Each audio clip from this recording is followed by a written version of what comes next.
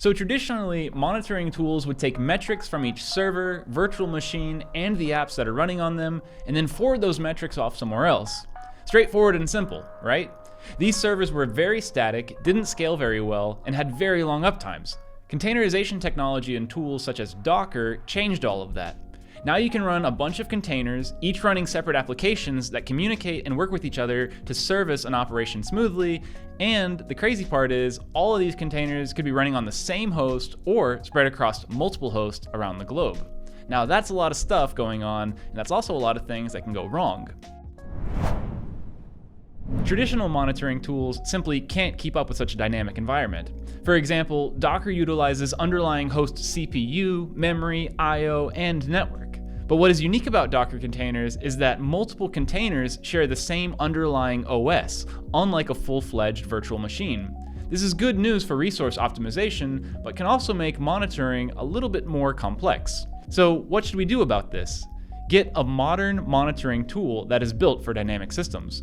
You'll need a tool that monitors the host machine, your instances of Docker, and each individual container, and the container's resource usage. For a full list of the best monitoring tools, check out this link here. But for today, I'll be using Sematext Cloud, link down in the description below if you want to try it out for free. So now we have our tool. What should we be monitoring? CPU and memory. When using containers, it's very important to be able to see the metrics of both the host and each individual container. Being able to see the CPU and memory utilization of both the host and containers can help you optimize your app for the available resources. Dynamic cluster managers like Docker Swarm or Kubernetes can discover the total amount of memory and CPU available to them and then decide where each container should be deployed. The problem comes in when the container requires more resources than what is available on your host machine. With no other option, the container orchestration tool may fail to deploy the containers. This is why it's important to know the memory and CPU usage of each container and the available amount of resources on each host.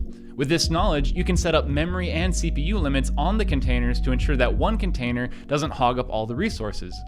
Doing this will keep a memory-hungry container from taking all the available memory and starving all the other containers on the same server. Runtime constraints on resources can be defined in the docker run command. For example, in the command line, type docker run m 300m. This sets the memory limit for the container to 300 megabytes. And if you want to limit the CPU usage, open up a terminal and type docker run -CPUs, then set your value. In my case, the limit will be set to 2, so that the container will only use up to 2 CPUs.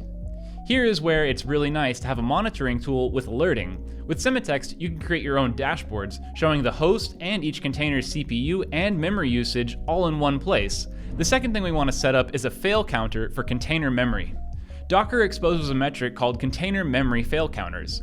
This counter is increased each time the memory allocation fails. That is, each time that the preset memory limit is hit.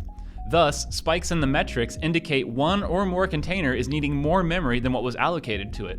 If the process in the container terminates because of this error, we might also see the out-of-memory events from Docker. A spike in memory fail counter is a critical event, and putting alerts on the memory fail counter is very helpful to detect wrong settings for the memory limits or to discover containers that try to consume more memory than expected. The third thing we want to monitor is host disk space. Running out of disk space on your host machine can severely impact performance. Docker images and containers consume a ton of disk space on their own. For example, an application image might include a Linux operating system and might be the size of 150 to 700 megabytes, depending on the size of the base image, and the installed tools in the container. Some of the larger images can sometimes be up to 10 gigabytes apiece. Aside from this, persistent Docker volumes consume large amounts of disk space, and Docker logs by default are stored on your host machine, and will grow in size by default. How do you fight this and keep your disk space clean? Well, use an orchestration tool like Docker Swarm or Kubernetes to scale, in conjunction with a monitoring tool that watches the disk space and notifies you when you're low on space. Because disk space is very critical, it makes sense to define alerts for disk space utilization to serve as early warnings and provide enough time to clear up disk space or add additional volumes. With Sematext, rules and alerts are automatically set for the host disk space, so you don't have to remember to do it. And you can easily customize these alerts to be sent to a specific person or to a team. Number 4, the total number of running containers. As I said earlier, you may have multiple containers running on multiple machines, and these containers can run anywhere from a few minutes to months at a time. As these containers are designed to run and stop, it's important to track how many containers you have running across multiple hosts. When cluster managers like Docker Swarm or Kubernetes automatically schedule containers to run on different hosts using different scheduling policies, knowing the numbers of containers running on each host can help you ensure all of your containers are running in sync and according to plan.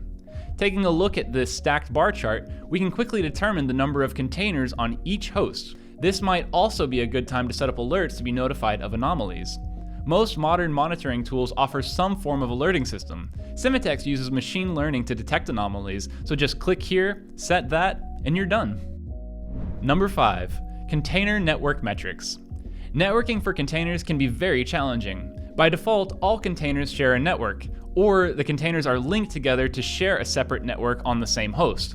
However, when it comes to networking between containers running on different hosts, you have a few options. You can make an overlay network or make your containers share the host network. The main point is this: having many options for network communications means that there are many things that could go wrong. Today, most of the applications are deeply dependent on network communication, so monitoring the network traffic will give you insight into how applications are used by clients. And if you ever see high spikes in your network traffic, this could indicate a possible DDoS attack, or a load test running, or failure in the client's apps. So watch the container network traffic. It is a useful metric in many cases and complements IT network monitoring. Those are our top 5 Docker metrics to monitor. If you enjoyed this video, be sure to check out some of our other videos on Docker. And if you're looking for a full stack monitoring solution, check out Sematext for free right now. The link is down in the description below. We'll be releasing new videos weekly, so keep an eye out for those. And until next time, keep monitoring, everybody.